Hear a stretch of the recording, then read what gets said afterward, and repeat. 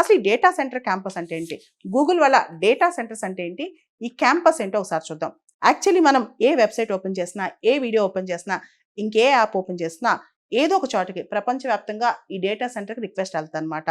ఆ data centre మన రిక్వెస్ట్ని accept చేసి హై స్పీడ్లో మనకి అది ప్రాసెస్ వస్తుంది.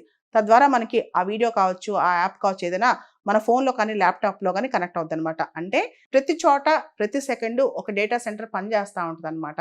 అయితే విశాఖపట్నంలో ఈ డేటా సెంటర్ అనేది high speed data processing, cloud storage, AI model training ఇవన్నీ అక్కడ కంట్రిబ్యూట్ చేస్తుంది అనమాట కంప్లీట్గా. అంటే ఆర్టిఫిషియల్ ఇంటెలిజెన్స్ సంబంధించిన క్లౌడ్ కంప్యూటింగ్ కావచ్చు, ఏఐ రీసెర్చ్ కావచ్చు, ఏఐ ఇన్ఫ్రాస్ట్రక్చర్ కావచ్చు, ఇవన్నీ కూడా అక్కడ వాళ్ళు చేయబోతున్నారంట.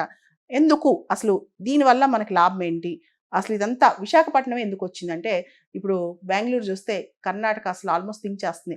ఇది బెంగళూరుకి లేదా మ్యాంగ్లూరుకి, మైసూరుకి రాకుండా మనం చూస్తే కనుక అక్కడ మ్యాంగ్లూరులో అయితే పోర్టు కూడా ఉంది. మరి ఇలాంటి ప్లేస్ రాకుండా విశాఖపట్నం ఎందుకు వెళ్ళిందని చెప్పి చాలామంది ఆశ్చర్యపోతున్నారు అనమాట. అసలు